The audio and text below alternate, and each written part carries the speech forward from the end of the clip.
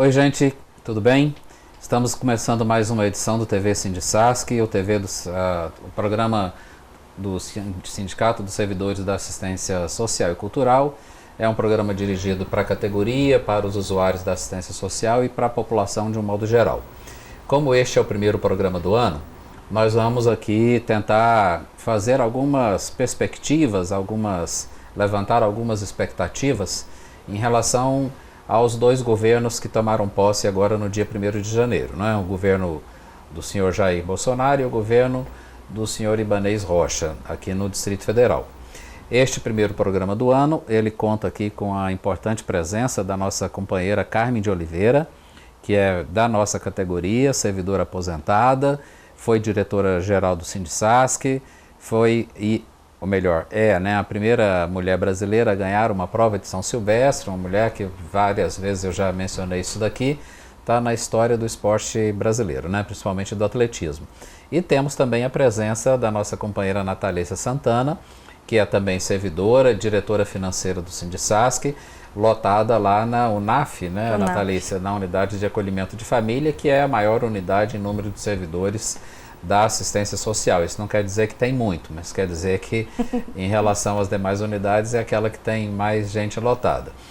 Então nós vamos, né, trocar aqui umas ideias sobre a questão nacional, sobre a questão local e vamos, né, como sempre a gente faz também, compartilhar algumas informações das próximas atividades do sindicato e das próximas atividades aí que nós vamos participar, atividades essas de iniciativas, né, sejam das centrais sindicais, sejam dos movimentos sociais, que têm aí o nosso apoio, a nossa participação. Carmen, bem-vinda mais uma vez aqui, acho que essa é a sua participação, acho que é a segunda participação, né, desde que você, por razões de força maior, deixou de participar da diretoria do sindicato. Né? É verdade. Eu estava até com saudades, porque um espaço desse, né, um espaço democrático, onde você pode falar aquilo que você pensa, é raro. Normalmente, quando você é chamada para bater um papinho, tem sempre aquela coisa, para quem? Quem é que vai ouvir? Aqui não, aqui a gente pode mesmo fazer esse balanço sem ter problemas de consciência. Então eu fico muito contente, agradeço esse convite e vamos aqui bater um papinho com os nossos colegas, com os aposentados e com a população de uma maneira geral. Tá certo. Natalícia, bem-vinda. Obrigada. Mais uma vez, obrigada pelo convite, né, de estar aqui na TV Sindisasc representando os nossos servidores, né? Como nós sempre falamos, o sindicato são servidores, né? Então, como a Carmen falou também, um programa onde a gente pode debater tanto questões da categoria, como também questões relacionadas de um modo geral, o nosso contexto político, contexto atual, né, contexto social, e que influencia principalmente com a população que a gente atende, né, que é a população mais vulnerável. Maravilha. E as finanças do sindicato estão sob controle? Estão sob controle e estamos fazendo sempre uma projeção de forma que esse dinheiro retorne para a categoria, né? Então retorne em atividades, retorne em formação, retorne em um bom atendimento jurídico, né? Em lutas. Nas lutas, investimento nas atividades, né, que fazemos, né, as nossas assembleias são tanto assembleias sindicais como também populares, né? E também visitas às unidades. Então, o sindicato é nosso. Então, tem que se pensar o investimento como algo que dê retorno para a categoria, né? Isso não estava em pauta aqui, eu estou pegando a Natalícia meio de surpresa até, desculpe por isso, não, Natalícia, mas problema. É que me ocorreu agora. Porque nós vamos falar de reforma trabalhista, vamos falar do Moro cuidando aí de sindicatos. O fim do imposto sindical, sim, afetou alguma coisa o Sindisasc? Então, o imposto sindical não afetou. Por quê? Porque o imposto sindical, desde que a diretoria anterior, no qual o Cleiton era presidente e a Carmen diretora-geral, essa diretoria anterior já tinha aberto mão do imposto sindical. Por quê? Porque a gente entende que o imposto sindical ele não é o que faz um sindicato funcionar. O que faz um sindicato funcionar é realmente a intenção dos servidores. A partir do momento que os servidores contribuem, é porque eles estão interessados na luta. Então, não é simplesmente uma questão de dinheiro entrando no sindicato. É o porquê que ele está vindo e como deve ser utilizado, né? Então, a diretora antecessora anterior, né, antepenúltima, né, acredito que é assim que fala, cobrava o imposto sindical, né? E aí tinha até uma ação de cobrança do imposto sindical, mas enfim, desde a diretora anterior, vocês suspenderam esse processo, né? Cleito pode me corrigir se eu estiver errada, mas suspendeu esse processo para não ter essa cobrança e nós continuamos com essa proposta. Então, o Sindisasc não recebe imposto sindical, que é aquele desconto de um dia de trabalho do trabalhador, como se tem muitas empresas, porque os sindicatos assim o requerem. Também muitos sindicatos do GDF ainda cobram. Então, o sindicato não tem esse imposto sindical, porque a gente acha que não é necessário a partir do momento que você tem uma categoria mobilizada. Isso, Quando nós assumimos o sindicato, tinha uma ação que estava sendo movida pela gestão anterior para recebimento, ação judicial, para recebimento do imposto sindical. Aí nós orientamos, na época, o nosso escritório jurídico de advocacia para que retirasse a ação, porque nós somos contra, nós éramos contrários, e somos ainda, né, contrários ao imposto sindical. Os sindicatos, eles devem se sustentar pela legitimidade que eles têm junto à categoria. Sim. Claro, no sindicato não vive sem recurso financeiro, né? Então o recurso financeiro do Sindisasc são aqueles oriundos da voluntária filiação, sim, dos servidores, das servidoras ao sindicato. Então eles preenchem uma ficha, essa ficha contém ali a autorização, né, para o desconto no contra-cheque da sua contribuição ao sindicato. E é com ele que nós, né, pagamos carro de som, é com ele que nós fazemos as nossas confraternizações, é com ele que nós pagamos os funcionários do sindicato e temos conseguido manter uma boa saúde financeira, né, do sindicato. Às vezes nós conseguimos acumular alguma reserva, porque são os momentos em que a gente não está assim com tantos enfrentamentos, mas todo o recurso do sindicato ele é devolvido para a categoria. Então esse pessoal que fica falando aí, a reforma trabalhista é bom para acabar com a mamata disso, daquilo, outro, então isso aí não nos diz respeito, também nós nunca recebemos imposto sindical e nós somos contra isso também. Bom, vamos entrar então nos nossos assuntos aqui mais importantes do programa de hoje. Começando aqui pela opinião da Carmen. Carmen, e o senhor Jair Bolsonaro, né, que tomou posse, hoje nós já estamos aqui no dia 11 de janeiro, né, ele está aí para completar 2 semanas na presidência da República, deu para perceber já algumas trapalhadas. E que perspectiva você acha que nós podemos ter com um governo dessa natureza? É bastante delicado a análise do governo do Jair Bolsonaro, porque se tivesse dúvida a que veio, nós poderíamos até dizer, eu ainda não entendi exatamente o que esse governo pretende.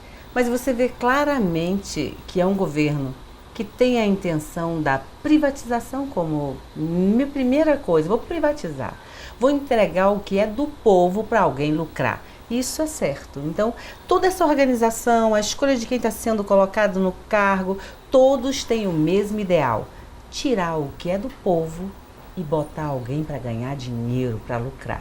Então, com essa clareza, o cenário que a gente vai vendo nesse momento é apenas colocar os seus. E aí tem pessoas que sofrem, não, será que ele está fazendo a mesma coisa? Mourão está colocando seu filho ali num cargo importante, é vice do Banco do Brasil. O que é? Ocupar os espaços, a primeira ordem desse governo, ocupar esses espaços importantes. E eu acho que a pessoa ali que pensava na moralização, vai chegar um governo que vai moralizar contra a corrupção, esses espaços não seriam tão forazmente ocupados por eles. No entanto, não existe isso. Onde tem dinheiro alto, dinheiro nosso, vai estar sendo ocupado. Junto com isso vem o judiciário aí, que levou esse aumento maravilhoso, o teto aumentou e parecia que era só o judiciário que iria levar uma fatia grande do que é nosso. Mais dinheiro público, mais dinheiro de contribuintes na mão de um grupo pequeno. E aí a gente vai vendo agora já a Câmara pedindo também os seus aumentos. No Brasil todo isso vai ter um reflexo também desses aumentos. Nós vamos ver aí vários ministérios, vários lugares, ministérios públicos tendo esse aumento. Então, esse cenário, ele é o mesmo de sempre. A mudança, o desejo que a gente gostaria mesmo, o que tem de novo? A única coisa que pode existir de novo num governo como esse é a força dos trabalhadores. Perceber, entender o que vem por aí. Trabalhador. Uma das falas que a gente não pode esquecer, né, Cleito, que foi: ou você quer emprego ou você quer direitos. Que absurdo! E é isso que a gente está ouvindo falar. Perda de direito, perder aquilo que você conquistou a duras penas. Então o cenário não é dos melhores.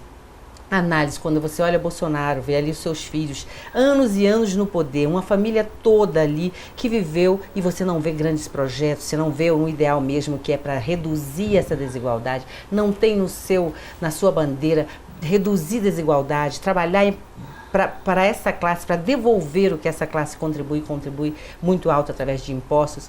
Então você não tem um cenário muito bom pela frente. Natalice, qual a sua opinião aí sobre as perspectivas para o governo federal? Bom, as perspectivas que temos, infelizmente, não são as melhores, né? Até porque, fora todo esse contexto político que a gente vê que já antes da sua posse já vinha toda a questão do enriquecimento, né? Não se pode dizer ilícito, né? Porque ainda não foi julgado, né? Mas suspeito. Um enriquecimento suspeito da família Bolsonaro, né? Os repasses do Queiroz, para o Queiroz, enfim, todas essas questões você vê que funcionários fantasmas o Bolsonaro mantinha. Isso daí é fato, né? Mantinha, ou quem sabe ainda mantém, né? Ainda não foi tudo investigado, em seu gabinete, funcionários fantasmas. Então, recebimento de auxílio moradia tendo o imóvel, né, aqui em Brasília. Então, assim, não dá para entender como se cobra um novo repetindo as mesmas falhas.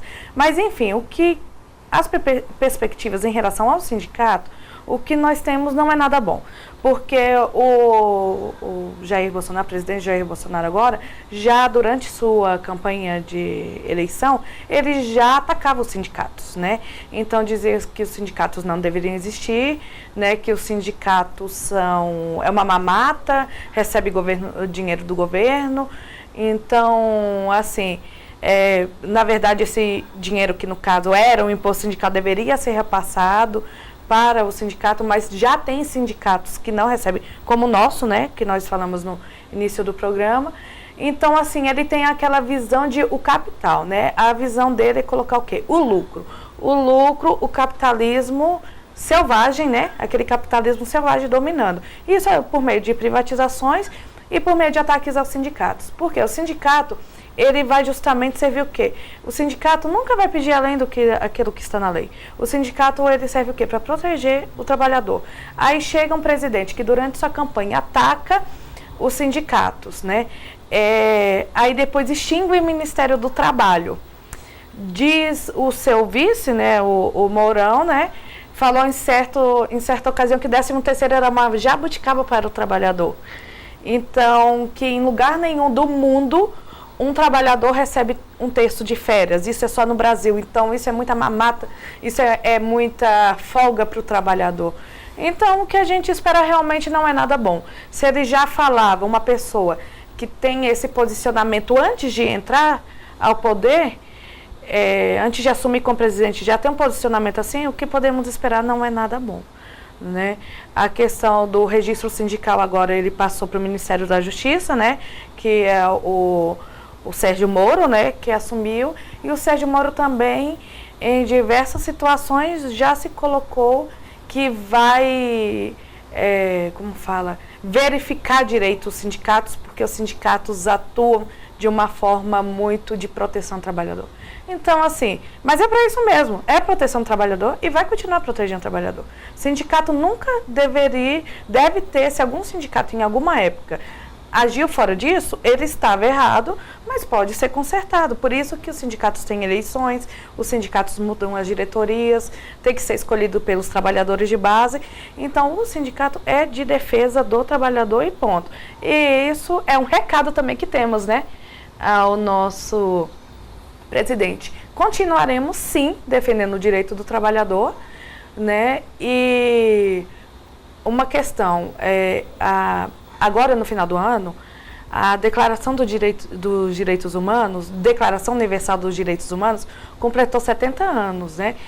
E em seu artigo 23, a declaração coloca que toda pessoa tem direito a, juntamente com outras, fundar sindicatos e as pessoas têm direito à livre associação aos sindicatos. Então, ele está indo não somente contra os sindicatos aqui no Brasil, como uma declaração universal. Então, assim, uma pessoa que ataca a Declaração dos Direitos Humanos, realmente a gente não pode esperar boa coisa.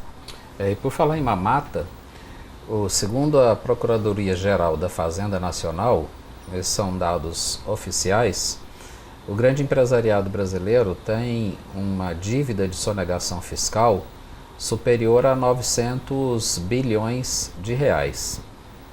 Isso dá quase 1 trilhão de reais, que é o grande empresariado brasileiro que não recolhe os tributos como deveria recolher. Um deles é o dono da Havan. Essa mamata que o grande empresariado brasileiro tem é uma das principais causas das dificuldades do caixa, né, do Tesouro. A outra é também uma mamata, a União consumir quase 50% do seu orçamento remunerando o rentismo, remunerando aqueles que vivem do capital financeiro, de operações no mercado financeiro, que é o caso do poderoso ministro da Economia indicado pelo Bolsonaro, Paulo Guedes. Ele é um homem do mercado financeiro. Ele não planta uma graminha de arroz. Ele não produz um tijolo, né? Ele vive de operação no mercado financeiro. E é essa pessoa que está agora gerindo, né, a economia nacional, porque o próprio Bolsonaro já disse que não entende nada de economia. Diz que entende muito de política e não entende nada de economia. Entender de política não necessariamente é uma coisa positiva, né? Mas, gente, ele assumiu a presidência, 1º de janeiro. O primeiro decreto dele foi reduzir o salário mínimo que o Congresso Nacional havia aprovado. Pessoal, o Congresso Nacional tem uma das atribuições, é votar o orçamento. Não é, Nath? Sim. Vota o orçamento no final do ano. Aí, ao votar o orçamento, o Congresso Nacional define o valor do salário mínimo do ano subsequente, como o Congresso Nacional fez no final de 2018. Aí colocou lá na lei orçamentária que o salário mínimo seria de R$ 1.006. E o Bolsonaro, no primeiro decreto, ao invés de sancionar o salário mínimo de R$ 1.006, ele reduziu para R$ 998. Então você pode pensar, R$ 8, apenas R$ 8, vai explicar isso para quem ganha salário mínimo. Aqui em Brasília, R$ 8 você paga R$ 5 de uma tarifa de ônibus, né? E sobra R$ 3 aí, são 3 refeições no restaurante comunitário. Então pode parecer pouco dinheiro, mas para aqueles que vivem do salário mínimo, R$ 8 conta muito. E R$ 8 ao longo do ano, né? Daria aí 100 e poucos reais. Então essa é uma conta que nós precisamos registrar aqui, porque nós da assistência social atendemos o público que ganha salário mínimo, ou às vezes ganha menos do que o salário mínimo, né? O salário mínimo é a referência do BPC, do benefício de prestação continuada. Então para nós não é indiferente isso, né? Para nós isso é uma questão bastante relevante, né?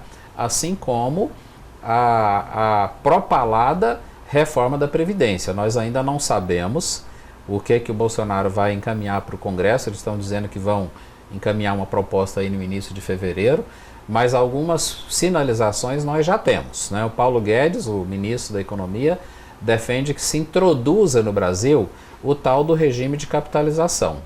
Então, o regime de capitalização é, eu estou agora na ativa, então eu vou reservar uma parte do meu salário para colocar aí num banco privado, aí o banco privado vai administrar essa minha capitalização para quando eu tiver na idade de aposentar eu receber esse recurso. Esse tipo de política, ele é adotado no Chile, onde o próprio Paulo Guedes teve uma experiência lá na sua vida. E hoje é um absoluto fracasso, né? Os chilenos têm uma aposentadoria média inferior ao salário mínimo brasileiro. E tem uma coisa trágica lá no Chile, que é um índice bastante elevado de suicídio de pessoas aposentadas, né? Porque elas recebem lá uma aposentadoria que não é suficiente para elas se manter. A do Brasil já não é essas coisas, né? O nosso salário mínimo aqui é muito baixo. O correto seria o salário mínimo do Diese para cumprir o que está escrito na Constituição. Mas ainda assim, não é, esse salário mínimo já muito pequeno, ele tem sido, infelizmente, engessado nos últimos 3 anos. Sim. Não é aquela política de utilizar o salário mínimo como redistribuição de renda que vinha sendo adotada até 2016, infelizmente essa política foi abandonada. Então a nossa perspectiva, eu já vou, né, o nosso tempo está correndo aqui, a gente tem que mudar aqui de foco, né, para tratar do Distrito Federal. A nossa perspectiva como sindicato em relação ao governo federal, a reforma da Previdência, a política econômica rentista, né, pró-mercado, ao aprofundamento da reforma trabalhista com a tal da carteira verde-amarelo, ou então com o PLS 116 que está lá no Senado, que na prática acaba com a estabilidade do servidor público, a nossa perspectiva é de luta. Muito mais do que de luta, a nossa perspectiva é de uma verdadeira guerra contra esses ataques, né, aos direitos trabalhistas e ao direito de organização e luta da classe trabalhadora. Vamos mudar o foco? Só uma questão para a gente mudar de foco, complementando. Além de desrespeitar uma decisão tomada pelo Congresso, né, da previsão do salário mínimo, é um desrespeito total aos trabalhadores que dependem, até a gente fala assim, ninguém sabe a importância de R$8, aquele que nunca teve que contar moeda para comprar pão. Então, assim, qual trabalhador nunca fez isso, né? Então, R$8 é sim, por muito menos já tivemos movimentos muito representativos no Brasil, todo mundo lembra, não foi por 20 centavos, né? Que nós tivemos há alguns anos atrás. Então, assim, é uma redução muito grande, não justifica, porque a economia, inflação diminuiu, não justifica. Então, eles estão desrespeitando a decisão do Congresso, está desrespeitando o trabalhador, certo? E juntando com a questão da reforma da Previdência, já colocou que essa reforma da Previdência vai ocorrer, né? Não o que ele colocou, né? A equipe dele, né? O Paulo Guedes, inclusive. Não vai ter previdência especial, não vai ter aposentadorias especiais, não vão ter, não vai ter mais isso, aquilo, exceto os militares. Então, o que nós podemos esperar de um presidente que desrespeita a decisão de Congresso, desrespeita o trabalhador e ainda fala, militares não. E todo mundo sabe como é o tratamento da polícia, né, em manifestações. Isso daí acredito que não precisamos aqui falar como é. Então é muito fácil. Eu diminuo aqui desse povo trabalhador que tem mania de manifestar, corto o direito do sindicato deles e uso a força policial para conter. Então, assim, é o plano perfeito para se acabar com os direitos. Exatamente. Nós temos 5 minutos para fechar o programa. Sim. E vamos então ouvir aqui da Carmen e da Nath as perspectivas em relação ao governo ibanês. Quais seria, Carmen? Olha, nós que acompanhamos os governantes, né, os candidatos na época, ali colocando um pouco do que seriam os seus projetos, a saúde era a menina dos olhos de todos os projetos que foram apresentados para Brasília. E E a gente tem assim uma expectativa, é possível fazer essa mudança, é possível, tendo um governo federal com outra perspectiva, privatizar, dá para lucrar. Nós temos a questão mesmo da própria população, está organizada para cobrar. A gente está percebendo aí que a fala, muitas vezes até no próprio sindicato, é um plano de saúde, eu quero alguma coisa. Gente, nós já pagamos por esse serviço, pagamos por serviços públicos, pagamos pela essa saúde, pagamos pela educação. Por que pagar mais uma vez? Por que não nos organizarmos para cobrar? Aposentados, aposentadoria, nós vamos travar uma luta braba, mas até o que recebemos, gastamos tudo para pagar o que já pagamos uma vez como contribuintes. Então a minha fala, olhando para Ibanez, acredito, vai fazer o melhor, mas ele precisa de uma ferramenta que só nós temos para ofertar para eles, é luta. Vamos sair, vamos olhar, vamos nos organizar nos bairros, onde tiver espaço, porque os conselhos já foram aí, todos ficaram bem claros que esses espaços são espaços de governo, não é da sociedade organizada. Vamos nos organizar nas ruas, nas quadras, reclamando do buraco que está aberto, reclamando da escola que não terá o professor, para que a gente possa perceber que esses governos têm que estar para nós. É para isso que eles existem. Nath? Bom, quanto ao nosso governador, com certeza esperamos que ele faça um bom governo e temos expectativas muito boas, principalmente em relação à terceira parcela. Todos os servidores estão com uma expectativa de que ele cumpra o que ele prometeu, que é fazer o pagamento da terceira parcela, né? Ele também falou que ia ver a questão desse retroativo, porque não é só uma parcela que basta receber, tá ok.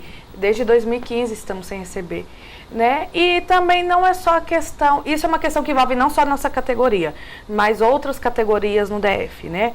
E então, esse é a maior expectativa que nós temos em relação ao governo dele, mas em relação à assistência social, principalmente um olhar mais cuidadoso em relação à assistência, né? Em relação ao atraso dos benefícios. Então, isso daí, a gente espera que isso seja corrigido, né?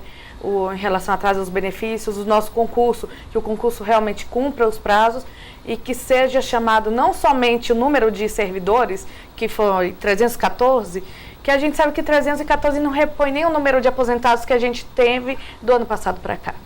Então, assim, de 2 anos para cá. Então, não repõe. Então, que além disso ele chame o cadastro de reserva. Então, foram promessas que ele fez, né? Ainda não se pronunciou, então vamos aguardar, né, as promessas dele, mas e vamos cobrar no tempo certo, da maneira certa. Estamos disponíveis a negociações, a abertura em relação ao retroativo. Em relação à terceira parcela, o que a gente quer e espera é que ele cumpra o que prometeu, que é o pagamento. Perfeito. Então, nós vamos fechando aqui o nosso programa. Há que se fazer um registro, né? Enquanto Jair Bolsonaro disse que os sindicatos tinham que ser fechados, o Ibanez disse que queria dialogar com os sindicatos. Tem uma diferença aí. Só que o diálogo até agora não aconteceu, né? Nós já aguardamos um pronunciamento do governo. No dia 3 de janeiro, o Sindisasc mandou ofício para a Secretaria de Relações Institucionais, para a Secretaria de Desenvolvimento Social, para a Secretaria da Mulher e para a Sejus, né, a Secretaria de Justiça, que acabou de incorporar o socioeducativo. Então, nos 4 ofícios, nós apresentamos a nossa pauta de reivindicações e solicitamos audiência, né, para tratar dessas questões aí. Em relação à Secretaria da Mulher, além da nossa pauta de reivindicações, nossa intenção também é tratar de um assunto muito urgente, que é a reabertura da Casa da Mulher Brasileira, né? O Sindisasc até tomou a iniciativa de propor a criação de um movimento em defesa da Casa da Mulher Brasileira, e esse movimento está indo com boas atividades aí. Hoje mesmo teve uma reunião lá no Sindisasc da sua executiva. Quero fazer um convite especial aos aposentados e aposentadas. A Carmen está aqui, que é uma colega aposentada. No dia 24 de janeiro é o dia do aposentado, isso está no calendário oficial do Brasil. Então nós vamos fazer uma confraternização, ao mesmo tempo uma reunião. 24 de janeiro, dá uma quinta-feira, aposentados, aposentadas, sindicalizados estão convidados para essa confraternização que vai ser na Bellini, né, Nath? Lá na 113 Sul, vai ser uma confraternização alusiva ao Dia do Aposentado e também vamos fazer uma reunião no mesmo local, no mesmo horário. O café da manhã começa às 8 e a reunião começa às 9. Nós podemos permanecer lá até às 11. Vamos também escolher delegados e delegadas sindicais dos aposentados, né? Porque o aposentado, como não está lá na unidade, então nós temos que fazer uma reunião específica de aposentados para fazer a escolha de delegado sindical. Quero dar aqui uma última dica para fechar o programa. Atenção pessoal que recebeu a pecúnia com muito atraso. Nós precisamos cobrar do governo o pagamento da correção, né, da pecúnia que você recebeu com atraso. Atenção pessoal que aposentou, mas não recebeu a pecúnia ainda, que é o caso da Carmen aqui. Tem que entrar com requerimento pedindo que a pecúnia seja paga com correção. Se você vai receber mês que vem, ou daqui 2 meses ou 3, o certo seria pagar imediatamente com a obtenção da aposentadoria. E pessoal que não aposentou ainda, mas que vai dar entrada com requerimento de aposentadoria, tem que pedir também que o pagamento da pecúnia seja feita com correção, porque as pecúnias estão sendo pagas com um atraso aí superior a 2 anos. Na segunda-feira próxima, agora, dia 14, o sindicato vai mandar um ofício para o governo solicitando que aqueles que receberam a pecúnia com esse atraso doido aí, que eles recebam as atualizações dos valores, né, as correções dos valores. E para aqueles outros que aposentaram e que não receberam a pecúnia, que quando vierem a receber, que ela seja devidamente corrigida, bem como aqueles que ainda vão se aposentar. Tá bem, aposentados? Então, por favor, anote aí, dia 24 de janeiro, 8 horas da manhã, Gastronomia Bellini, na 113 Sul, nós temos a nossa confraternização e também uma reunião para tratar da nossa pauta. Nós precisamos muitíssimo da participação dos aposentados e das aposentadas nas mobilizações do sindicato. Não pense que você está tranquilo, eu gostaria de te dar aqui uma notícia só de tranquilidade, né? Mas o texto original da reforma da Previdência do Temer atacava também os aposentados, sim, com o fim da paridade, né? Com o fim da paridade entre o trabalhador da ativa e o aposentado. Então, para nós, servidores públicos, que o reajuste de salário só se dá com lei, né? Não tendo a lei, não tem o reajuste de salário, então pode ter um certo prejuízo aí para os aposentados. Por isso, moçada, venham todos à luta, tá bem? Nós vamos estar de volta daqui a 15 dias, o nosso horário já terminou, mas a Nath ainda quer dar uma última palavrinha. Pois não, Nath? Só reforçando o convite, então nós optamos por ser numa padaria, né? O café da manhã é um café da manhã especial, então em demonstração ao respeito, à admiração que temos por todos os aposentados que contribuíram tantos anos na secretaria, né? Então esse dia deve ser lembrado, então convidamos todos com bastante atenção, né? Lembrando de vocês com muito carinho, para que estejam presentes nesse café da manhã no dia 24/1, lá na padaria Bellini, na 113 Sul. Isso aí, gente. Muito obrigado pela audiência, por ter nos acompanhado aqui no programa. Muito obrigado. Eu que agradeço. Carmen, muito obrigado, Nath. Daqui a 15 dias a gente está de volta, tá bem? TV Sindicasco, sindicato na luta sempre.